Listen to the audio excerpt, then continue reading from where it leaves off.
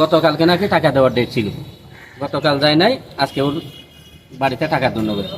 মা ইয়াদে বনে আর বাইরে তো সিদ্ধ তারা উঠে ছুরি মারি দি একটা দাঁড়ালো ঠিক চুরি নিয়ে আমার বাইকে এই এই জায়গায় জখম করে।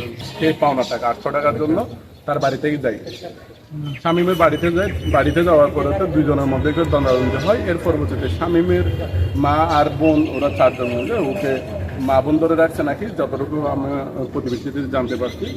এছাড়া হচ্ছে যে যে খুনি করছে সে নাকি টিপসুরি নাকি যা আছে দাঁড়ালো একটা জিনিস দিয়ে ওকে আঘাত করছে। এই আঘাত করাতে এখানে আনতে আনতে তার মৃত্যুবরণ করছে আর কি। 1000 টাকার মতো মোবাইলের মেকানিকের কাজ করছিল।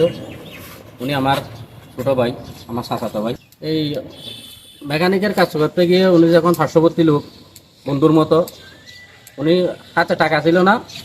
আমার ভাই ওখানে কিন্তু ওর নিজস্ব দোকান না, অন্য দোকানে চাকরি করে, তো টাকা ছিল না বিদে ওকে জবানবন্দি দিয়া মোবাইল ঠিক করে চলে এসেছে।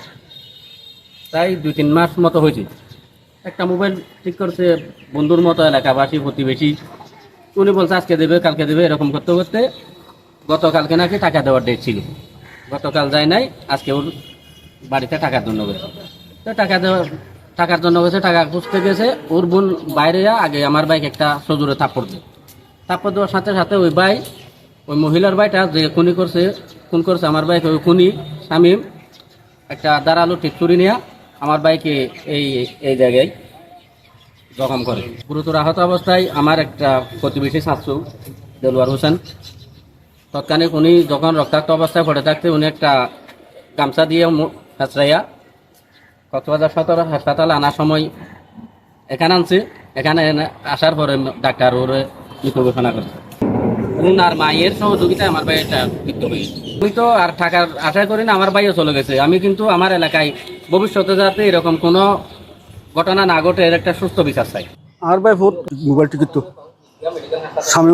স্বামী মেমো গিয়া মোবাইল টিকিট যে আর ভাই ধরতুন আমি ধরতুন এলা বহুতবার খুঁজছে টিয়া নদে এলা আর মতো খুঁজো আজ খুঁজোতে গিয়ে তার ঘরের মাঝে এলা টিয়া নদী বাড়াবাড়ি দিয়ে এলা বাই স্বামী গিয়া স্বামী বইরাতে মা নিলি স্বামী তো শিবলি যার ভাই হতো গিয়া স্বামী তার পরে চুরি মারি দিয়ে তখন বাসাটা ছিলাম কত গিয়ারে আমি তোরে চুরি মারি আমি সাইড দিয়ে মানি রাস্তার মাঝে রক্ত বেশি পড়ে দেখি তখন আইফোনের পরে যারা গাড়ি লাইন দেবো তারা ফোন করে প্রথম মারা গিয়ে আর সুস্থ বিচার চাই আইনের হাতে সুস্থ বিচার চাই। মা ইয়াদে বনে আর বাইরে তো সিদ্ধ তারা উঠে ছুরি মারি দি। এ ধরনের ঘটনা আমাদের এই বয়সে, আমাদের প্রায় 26-27, আমার 30 বছর বয়সে আমাদের এগুলো আমরা অতীতে দেখি নাই। আশা করি এটা একটা নির্মম ঘটনা আমাদের জন্য। এটা সুস্থ বিচার এবং প্রশাসনিক পর্যবেক্ষণ যা করা হয় আমাদের স্থানীয় নেতৃবৃন্দ এবং এমপি মহোদয় জানা আছে, ওনারা করবেন সব। যে 4 জনই ছিল এখানে হচ্ছে ঘটনা হচ্ছে যে মা, 2 বোন আর একটা হচ্ছে যে খুনি করছে সে শামীম।